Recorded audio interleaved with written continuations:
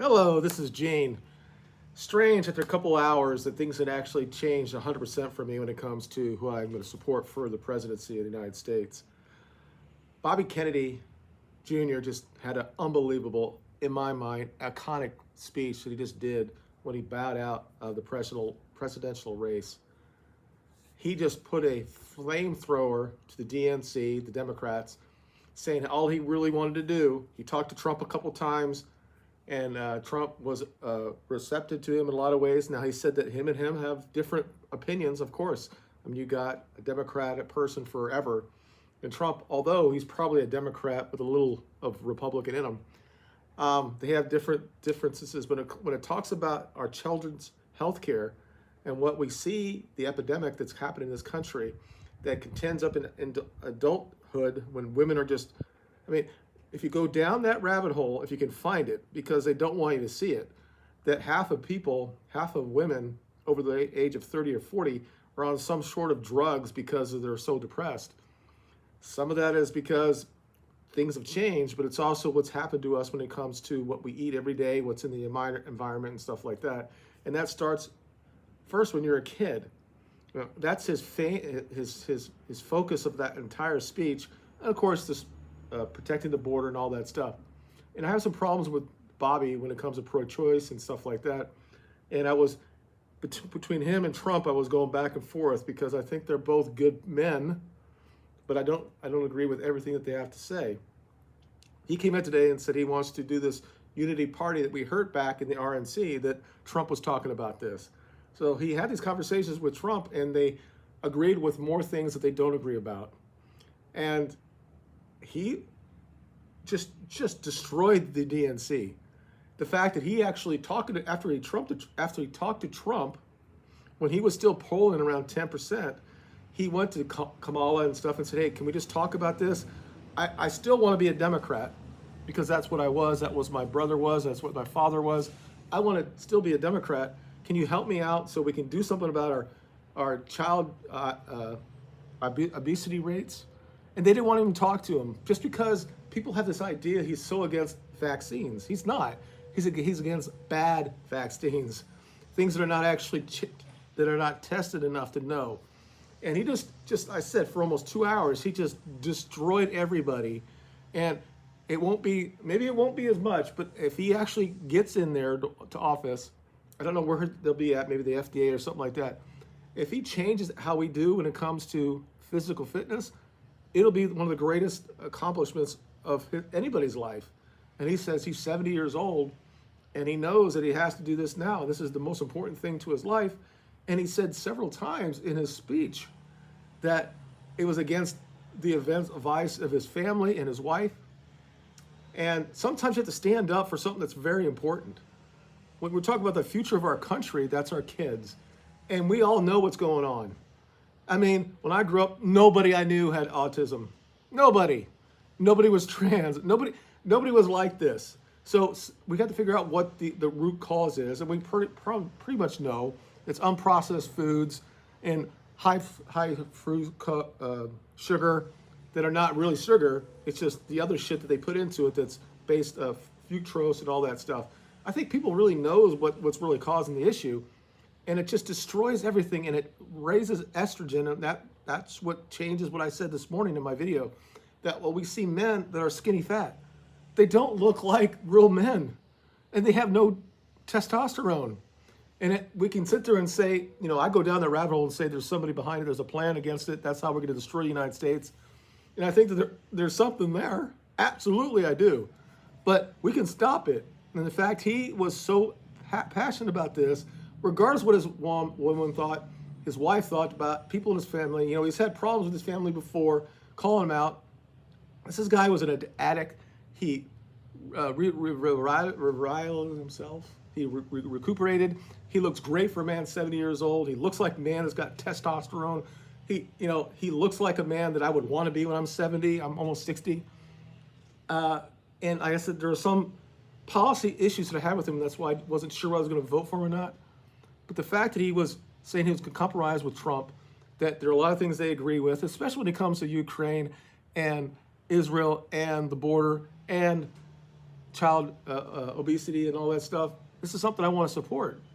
So, like I said, in the year of 2 or 3 hours, it changed tremendously for me because I didn't think he would. I thought he would just say, you know what? I think probably somebody called you and tried to change you. And apparently that happened with his vice president. All of a sudden there are people calling her saying, don't do this, because they're worried that he's going to take that 2 or 3% from Kamala in the swing states, and they're going to lose now. Now they want to talk to him. Now. Okay? But I don't care at this point. It takes so much courage in this modern times to go against everybody. And this man has been doing this for a while. And his wife, who doesn't want Trump at all, she just basically said, I'm going to do it anyway. And I think that she needs to be so ashamed for her. She was not there after he walked off the stage today. Normal supportive wives, regardless of what they actually think, would be there to be there when he walks off the stage. She wasn't fucking there. Now, maybe she was behind the curtain, but she doesn't want to be anything. She didn't want to be a part of it at all. And that makes you worry about his choices of a female partner. But I'm more energized now. I know who I'm going to vote for. I'm not as black-pilled as I was this morning. I really think that this is a way forward. I think that he'll be a very critical for Trump, and I think Trump actually will listen to people if they come in with something. Because people don't understand that with Trump. People come in there and just out of the fucking thing come in his office and say, you know what? That's not a bad idea. Let's do this. He's not somebody that's so closed-minded that he won't do it.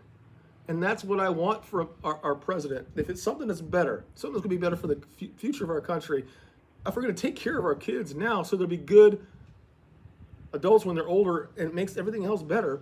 When you think about how much money we're spending on healthcare in this country and the drugs that we give people so they feel better, like Ozempic and something like that, there's no reason for it. We should not be 50% obese when we're 12.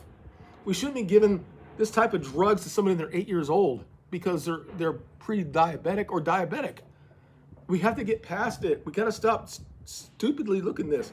And I worry about Bobby because I think they might try to kill him, because this is billion-dollar industries here, almost trillion, because they make so much money out of us. And it's like the Danish company that made Ozempic.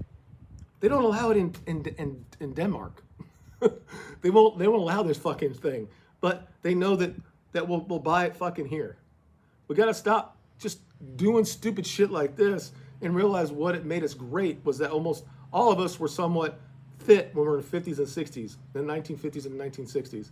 And it was the food that we were putting inside of us and the fact that we were sedentary. These are very easy things to change. He said, I'm going to do it in 2 years, that most of us will be taken care of.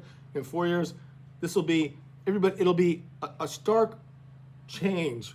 I mean, you think of the money we'll save for this in the future, and the fact that we just promote health and stop this thing of fat acceptance and all this bullshit. No, we need to get back healthy as a country, and because of that, I'm going to obviously vote for Trump and, in my mind, Bobby as Unity Party.